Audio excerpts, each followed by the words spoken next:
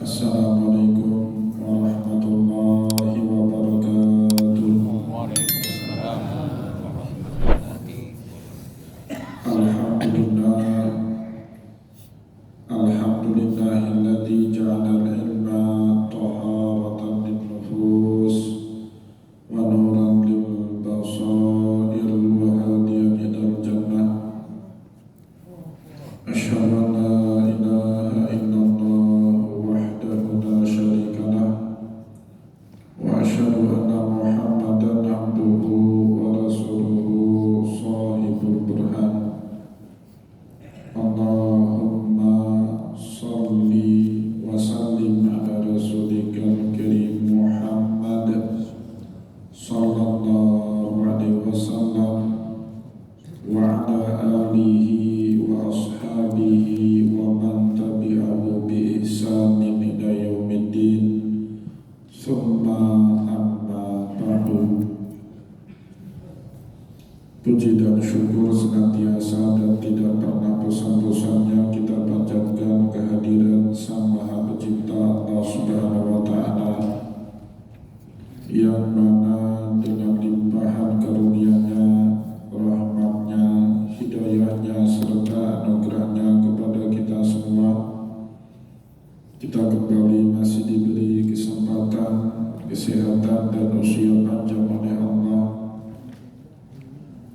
untuk sama-sama dan senantiasa mengabdikan diri kita di jalannya dengan menjalankan segala perintahnya dan menjauhi semua larangannya.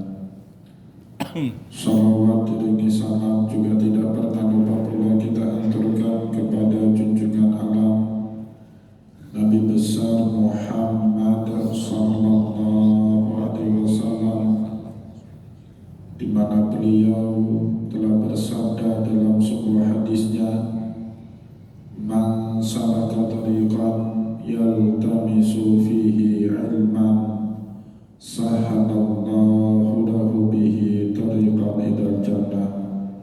Barang siapa yang meniti satu jalan untuk menuntut ilmu agama Allah, maka niscaya Allah Subhanahu wa Ta'ala mudahkan baginya jalan menuju ke surganya Allah.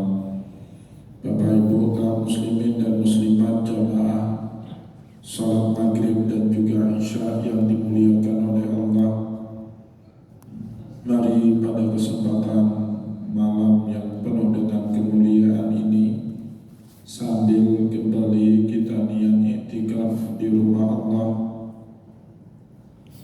mari sama-sama kita kembali melanjutkan pengajian tasawuf kita dengan kitab Ihya Ulumuddin karya Hujjatul Islam Imam Abu Hamid Muhammad bin Ahmad bin Ahmad Al-Ghazali At-Tusi Asy-Syafi'i rahimahullahu ta'ala anhu. Dan insyaallah pada kesempatan malam ini kita kembali akan melanjutkan bacaan kita dengan ciri ataupun tanda ataupun alamat dari para ulama akhirah yang kelima. Wa minha an yakuna hazinan munkasiran muntariqan samitan. Ciri-ciri dari para ulama akhirah terlihat dari gayanya mereka berbicara, intonasi atau suara mereka berbicara. Begitu juga terlihat dari gerak-gerik, begitu juga terlihat dari gestur tubuhnya, termasuk juga lebih banyak diam daripada berbicara. Bapak Ibu yang dimuliakan oleh Allah, sebab itu sebagaimana yang sudah kita sampaikan pada pertemuan yang lalu, Allah Subhanahu wa Ta'ala pun yang baik di dalam surat Al-Fathu maupun di dalam surat Ali Imran atau surat Al-Baqarah ayat 273 menyebut orang-orang soleh itu bisa terlihat dari raut wajah ataupun gestur gerak tubuhnya. Lil fuqara'il ladzina usiru fi sabilillah la yastati'una darban fil ard. Hendaknya kita selalu bersedekah kepada fakir yang tidak bisa bekerja sebab dedikasi mereka dalam berdakwah kepada Allah. Ta'rifu fi wujuhihim bisimahum, kita kenal mereka dari wajah mereka. La yas'aluna nasa ilhafa, walaupun hidupnya berkebutuhan, tapi mereka tidak mau meminta-minta kepada orang lain. Begitu juga firman Allah dalam surah Al-Fatih, Muhammadur Rasulullah, Muhammad itu adalah utusan Allah. Walladzina ma'ahu asyidda'u 'alal kufari ruhama'u bainahum, orang-orang yang bersama Muhammad itu keras dengan orang kafir, tapi penuh belas kasih dengan sesama mereka. Tarahum ruka'an sujadan yabtaghuna fadlan min rabbihim wa ridwana, kalian selalu melihat mereka sujud dan rukuk semata-mata mengharapkan pahala dan ridhonya Allah. Simahum fi wujuhihim min athari sujud, dan itu terlihat dari raut wajahnya mereka yang sering sujud kepada Allah. Jadi orang soleh itu bisa dilihat dari raut mukanya, dari intonasi dia berbicara, termasuk dari gerak-gerik tubuhnya. Bapak Ibu yang dimuliakan oleh Allah, selanjutnya Imam Al-Ghazali juga menjelaskan kepada kita, waqad qila, sampai-sampai dikatakan dalam banyak literatur tasawuf, ma albasallahu ta'ala abdan lubasatan ahsana min khusyu'in fi sakinatin. Tidak pernah Allah Subhanahu wa ta'ala memberikan pakaian seorang hamba yang jauh lebih baik daripada pakaian khusyuk dalam ketenangannya.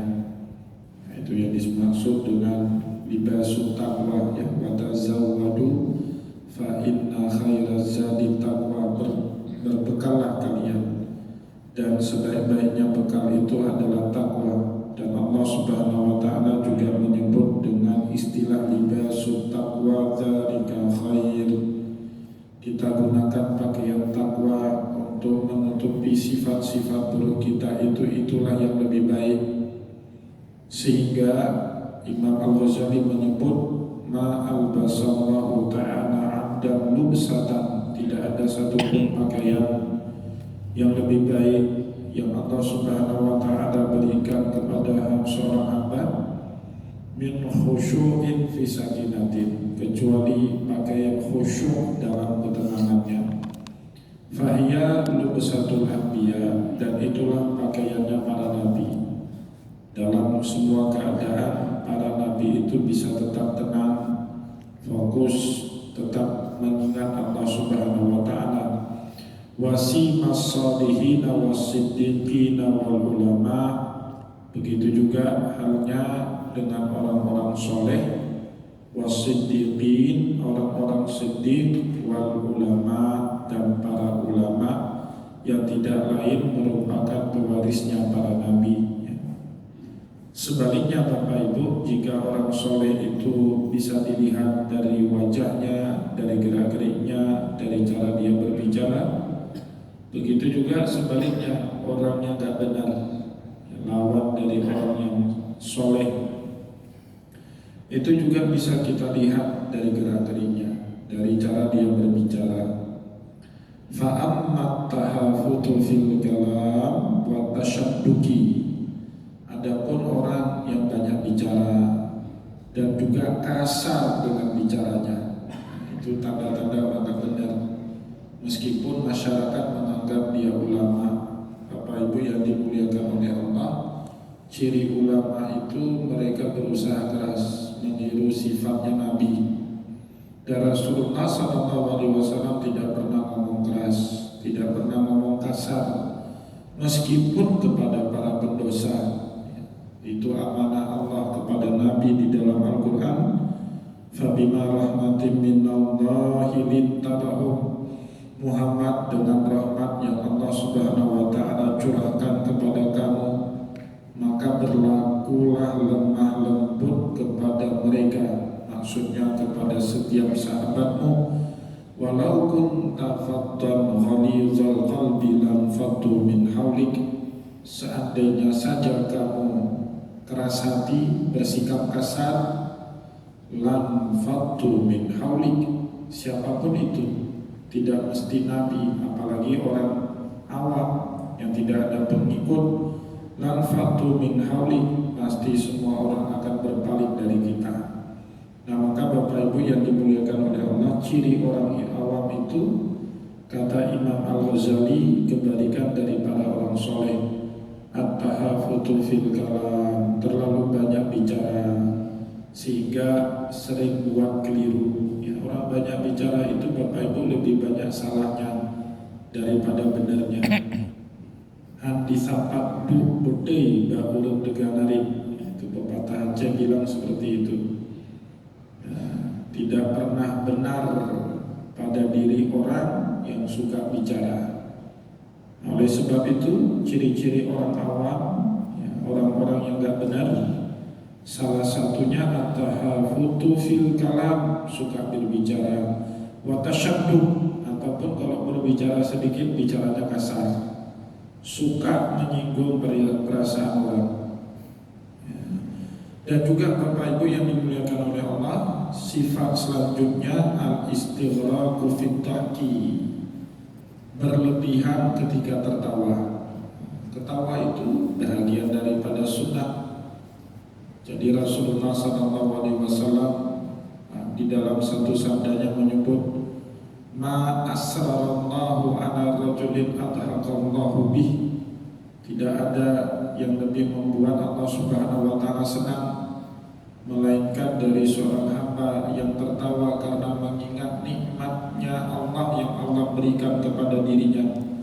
Allah suka orang banyak tawa, tapi tawanya itu jangan berlebihan, jangan tertawa terbahak-bahak, jangan lebih banyak tawanya daripada diamnya. Itu yang dimaksud dengan al-istighraqu fit tahki, orang yang larut tiap hari dalam ketawa.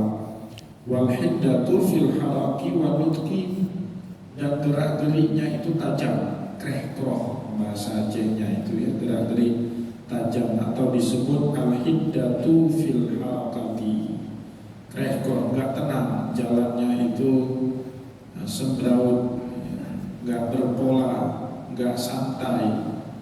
Nggak seperti Nabi Muhammad itu persis seperti yang Allah Subhanahu wa Ta'ala ceritakan dalam surat Al-Furqan, wa ibadur rahmanil ladzina yamshuna 'alal ardi hauna, ibadur rahman yaitu Nabi Muhammad, alladzina yamshuna 'alal ardi hauna, beliau kalau jalan-jalannya tenang, wa idza khatabahumul jahiluna qalu salama, bahkan kalau ada orang jahil yang menghujat, yang menghina, yang merendahkan diri Rasulullah, bisa-bisanya Nabi Muhammad SAW menjawab dengan tenang, qalu salama, semoga Allah Subhanahu wa Ta'ala tetap memberikan kamu keselamatan.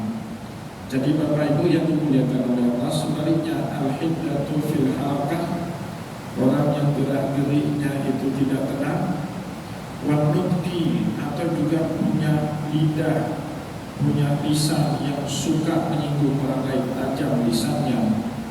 Ada aja itu kalau dia berbicara tersinggung orang.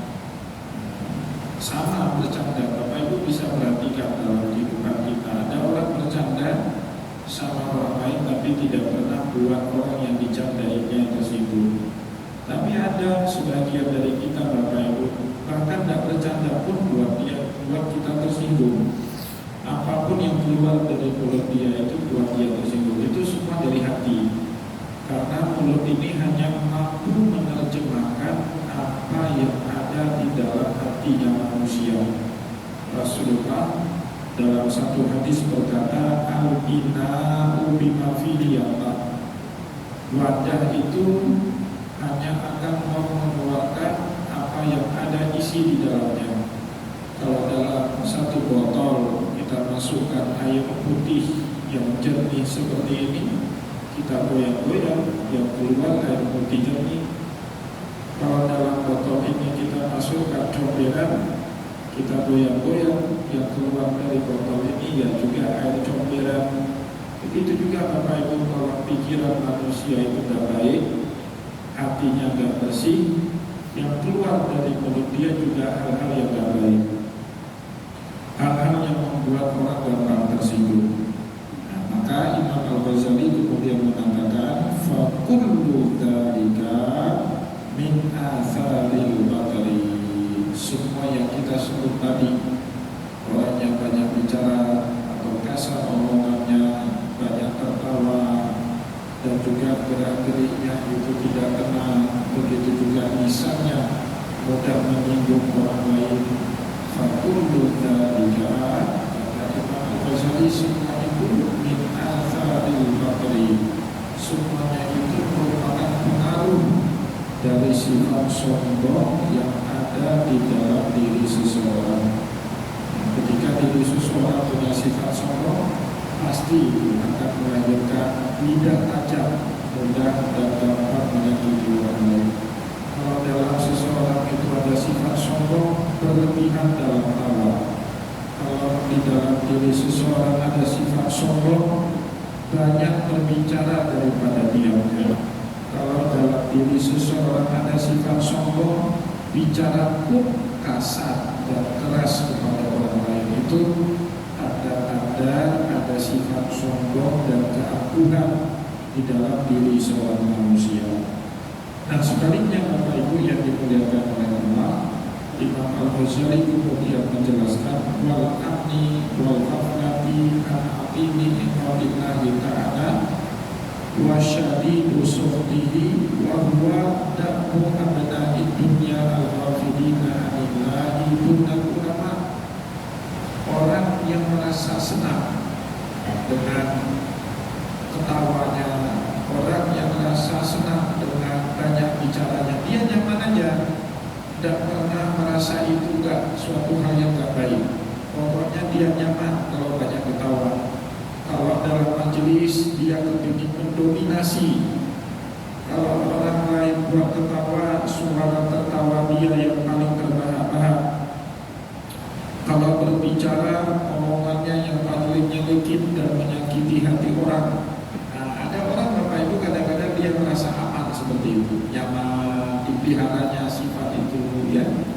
Wal ghaflati an aqimi iqabillahi ta'ala, sehingga pada tahap lanjutannya dia lupa betapa beratnya hukuman dari Allah Subhanahu wa Ta'ala kalau orang yang dengan omongannya itu suka melukai perasaan orang lain, wasyadidu suhtihi, dan betapa murkanya Allah Subhanahu wa Ta'ala dengan orang yang punya sifat demikian, wa huwa daku abna'i dunya.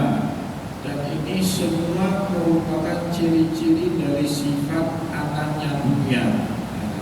Orang yang hidupnya hedon, hidupnya cuma mikir dunia, pasti Bapak Ibu dia merasa nyaman dengan sifat-sifat yang kita sebut tadi. Merasa nyaman banyak bicara, merasa tak berdosa marah-marah maki-maki orang, merasa baik-baik saja tertawa terbahak-bahak dan banyak, merasa tak apa kalau perasaan orang itu tersinggung dari ucapan yang dia katakan.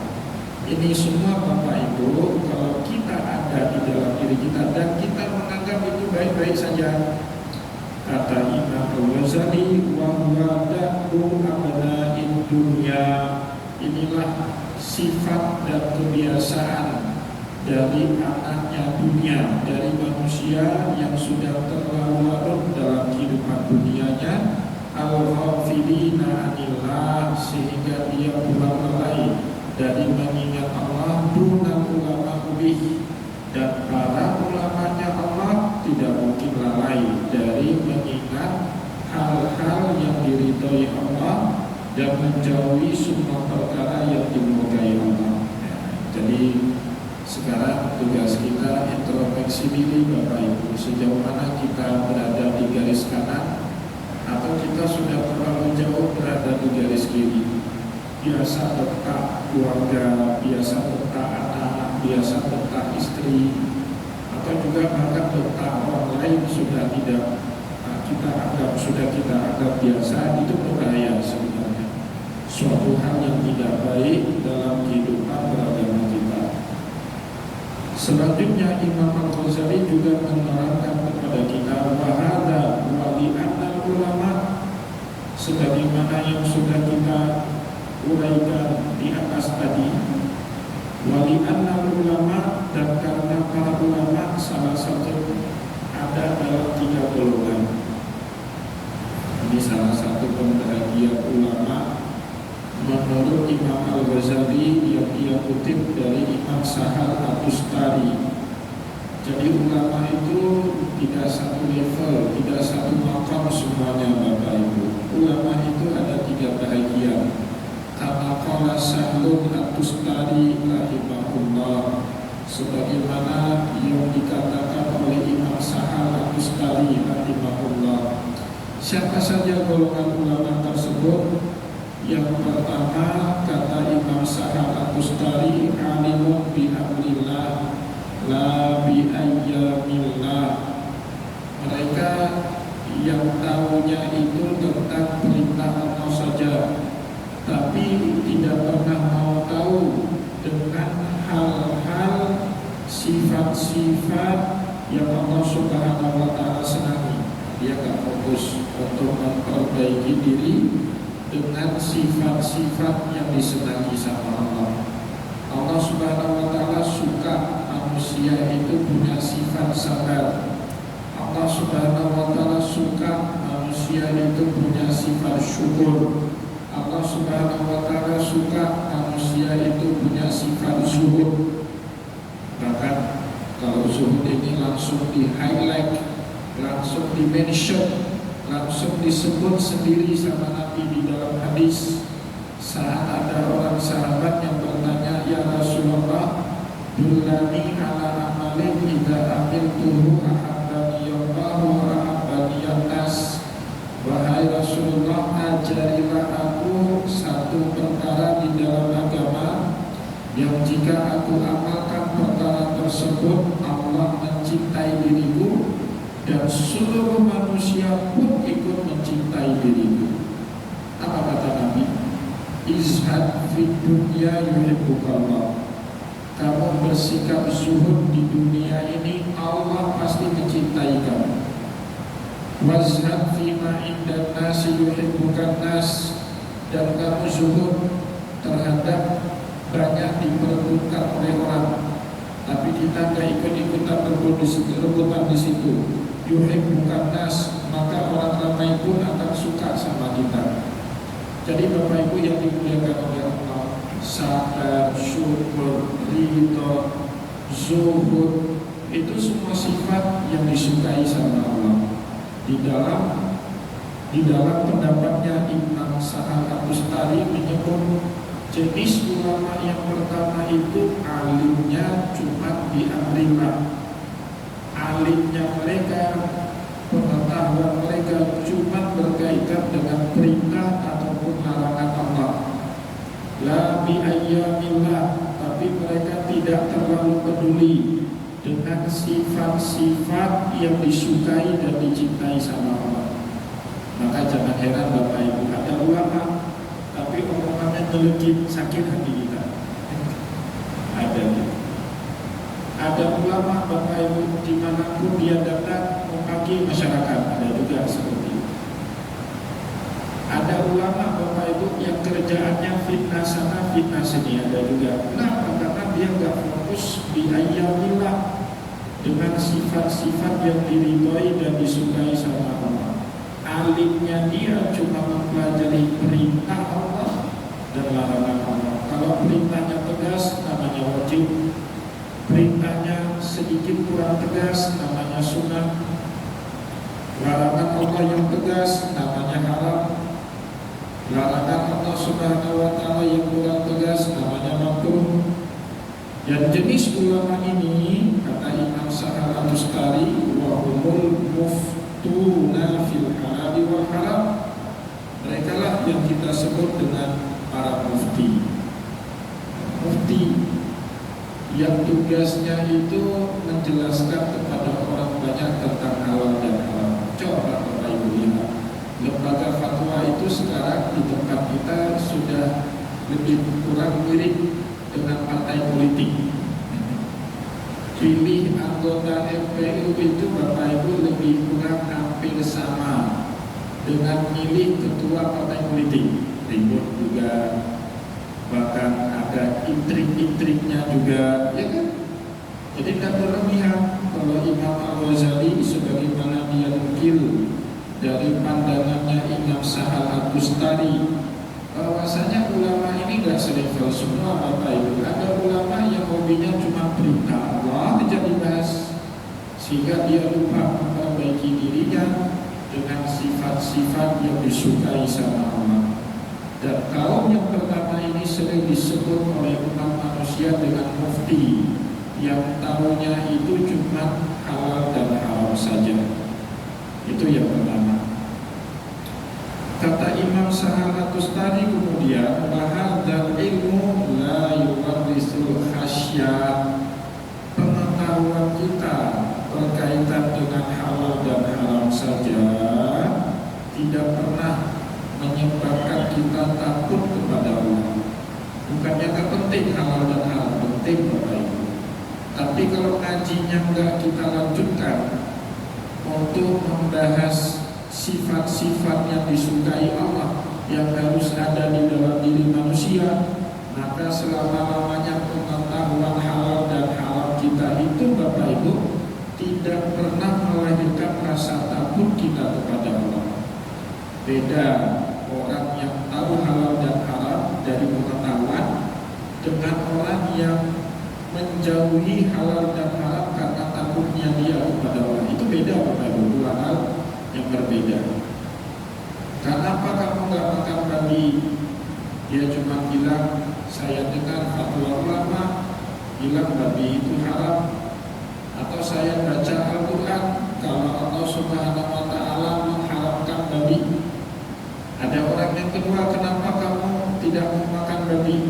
Jawabannya, saya takut murka Allah kalau saya makan babi. Itu dua hal yang berbeda Bapak Ibu.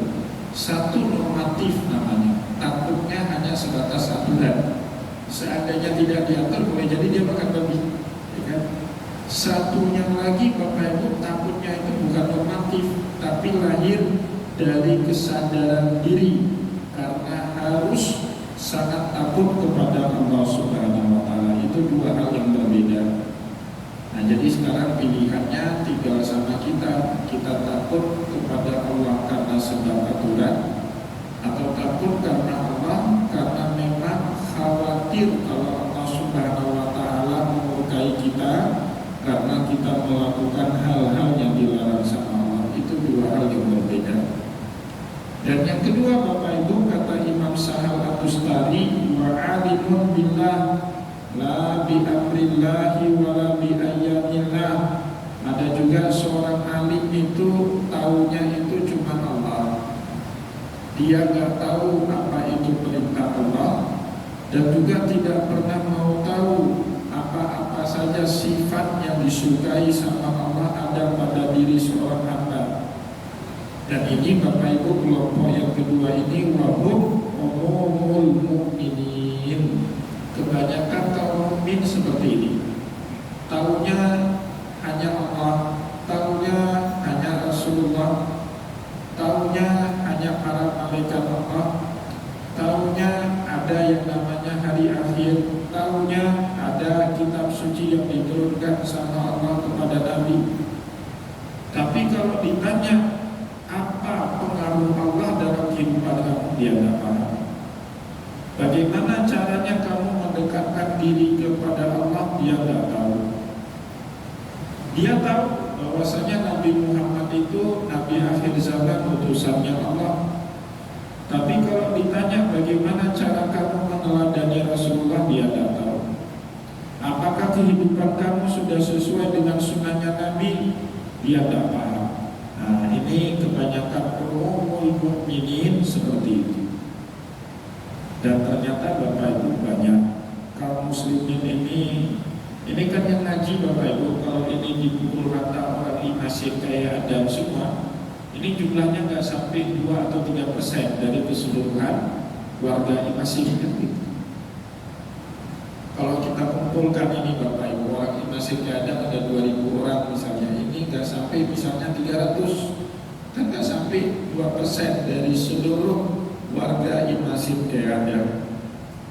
Dan itu baru-baru ini saya rasakan Bapak Ibu, ternyata terlalu banyak jumlah persentasi orang awam dibandingkan orang yang tahu agama. Walaupun namanya Muslim, KTP-nya Islam, tapi itu pengetahuan agamanya itu minim sekali, sangat awam. Baru-baru ini Bapak Ibu, hari Kamis kemarin, kami dari Baitul Maqdis Aceh itu bagi zakat ke kampung salah satu kecamatan di Ulegari, nggak usah saya sebut nama kampungnya. Kita ketok pintu, datang membersamai kami itu orang DPRK Kota Banda Aceh. Kita ketok pintu, nggak ada yang buka. Berulang kali kita ketok pintu, nggak ada yang buka. Tetangga di sebelah rumah bilang, yang ibu di rumah ini sudah di rumah sakit karena yang punyanya rumah itu stroke, sakit stroke, dan ada rutin check up ke rumah sakit. Mungkin siapa tahu, akhirnya kita putuskan kita tunggu di situ. Memang betul, tidak lama kemudian pulang sendiri Bapak Ibu, pulang sendiri. Ibu-ibu sudah tua, 70 tahun lebih, 73 tahun, pergi berobat ke ZA sendiri, pulang diantar dengan becak. Kita tanya, nggak ada yang salah di situ. Cuma kami kan penasaran, anak ibu mana? Ada anak saya, di mana anak ibu? Ada di dalam rumah. Terus kami dari tadi itu hampir 1 jam kita tunggu Bapak Ibu. Nggak ada yang bukakan pintu. Saat si ibu ini bukakan pintu, betul lah ada anaknya di situ kan, tidur. Dia biarkan orang tuanya sendiri berobat ke rumah sakit dalam keadaan stroke. Kan gila ini anak. Gila Bapak Ibu, dan orang seperti itu banyak di tempat kita. Seawam itu banyak orang di tempat kita Bapak Ibu. Ibunya dibiarkan sendiri, anak muda usia 25 tahun, anak muda sehat, fisiknya besar badannya. Orang tuanya berobat ke rumah sakit Zainal Abidin disuruh naik becak sendiri. Datang tamu ke rumahnya nggak tahu pun buka pintu, tidur di ruang tamu. Ada di tempat kita orang sejahil, seawam itu Bapak Ibu. Jangan harap kita akan menjadi orang yang berperadaban kalau di tengah masyarakat banyak orang jahil seperti itu. Jangan pernah harap Bapak Ibu. Nah, maka tugas dakwah itu dalam agama tidak pernah dibebankan kepada kaum ulama. Semua kita itu wajib berdakwah. Bapak Ibu wajib itu memperingati kalau ada di tengah masyarakat Bapak Ibu yang seperti itu. Orang tuanya stroke Bapak Ibu tahu, nggak bisa jalan. Turun di becak itu yang nurunin itu siapa? Tukang becaknya itu yang nurunin. Jadi tukang becaknya itu antar jemput, dia tunggu. Nah, ibunya berobat di rumah sakit, kemudian dia jemput lagi, didorong dengan kursi roda sama perawat di rumah sakit, dinaikkan ke becak. Waktu pulang Pak, diturunkan lagi karena ada kami juga ikut bantu. Anaknya tidur di dalam rumah. Kan paling kundang itu. Saya bilang ini evaluasi ini zakatnya ini, nggak boleh kasih lagi ini. Ya, saya bilang nih Bu, langsung di depan anaknya, ini Bu, duit zakat dari masyarakat Banda Aceh, jangan kasih sama anak ini. Saya tunjuk itu anaknya. Ini anak ini nggak boleh terima nih, anak durhaka. Ngapain dia terima zakat? Dan di tengah masyarakat kita banyak seperti itu Bapak. Kita tahu kapan waktu turun lapangan padu, ada orang yang menelantarkan orang tuanya. Ada Bapak Ibu, sekali waktu kami pergi di satu kampung di Kecamatan Meraksa, orang tuanya itu tinggal sendiri di rumah. Saya tanya sama tetangga, ada anak nggak ibu ini? Ada. Sudah lumpuh, ya apa kotorannya buang terus. Anaknya di mana? Itu di sebelah rumah. Kenapa nggak ada yang rawat? Itulah Pak Ustadz masalahnya. Ada seperti itu. Orang tuanya ditelantarkan seperti itu. Nah, banyak di masyarakat kita. Nah, ini jangan harap Bapak Ibu kita menjadi orang baik, yang masyarakat madani, baldatun thayyibatun wa rabbul ghafur. Kalau di tengah masyarakat kita banyak orang seperti itu, jangan harap. Oleh sebab itu Bapak Ibu kaum muslimin dan muslimat jamaah pengajian yang dimuliakan oleh Allah, kalau kita tanya sama orang seperti itu siapa Tuhan kamu, dia bisa jawab Allah. Kalau kita tanya siapa Nabi kamu, dia pun ngerti jawabnya Nabi Muhammad. Tapi pun anak orang tua dia telantarkan, nggak tahu pun dia gimana caranya berbakti sama orang tua. Nah itu kelompok yang kedua. Dan kelompok yang ketiga, alimun billah wa bi ayyamillah wa bi amrillah. Ini yang perfect.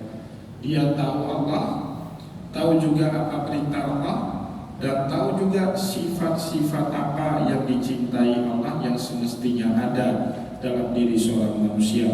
Wa humus siddiqun, dan inilah kaum siddiqun yang diceritakan oleh Allah di dalam Al-Qur'an, ya. Man mayuti'illaha wa rasulah faulaika ma'alladina an'amallahu alaihim minan nabiyyina wasiddiqin. Jadi urutannya setelah Nabi itu siddiqin. Siapa itu siddiqun? Mereka yang tahu Allah, tahu perintah Allah itu apa saja, dan tahu sifat-sifat apa yang disukai sama Allah yang semestinya ada di dalam diri seorang orang yang beriman. Bapak Ibu yang dimuliakan oleh Allah, itulah tujuan kita belajar tasawuf, ya. Selain kita tahu Allah, tahu Rasulullah, tahu malaikatnya Allah, tahu kitab sucinya Allah, dan juga tahu perintah dan larangan Allah di dalam Al-Quran maupun hadis. Tapi juga kita harus tahu Bapak Ibu apa saja yang disukai sama Allah yang sudah seharusnya ada di dalam diri kita sebagai seorang hamba. Nah kemudian baru kata Imam Al-Ghazali, wal khasyatu wal khusyu'u innama taghlibu alaihim. Saat orang tahu tiga hal tadi, tahu Allah, tahu perintah Allah, tahu sifat-sifat apa saja yang disukai sama Allah ada pada diri seorang hamba, baru al-khasyah, takut kepada Allah, wal khusyuk, sikap khusyuk atau rendah hati, innama taghlibu alaihim, akan mendominasi dalam kehidupan seorang manusia. Semoga apa yang telah kita sampaikan tadi bermanfaat kepada kita semua. Saya mohon maaf jika ada yang tidak berkenan.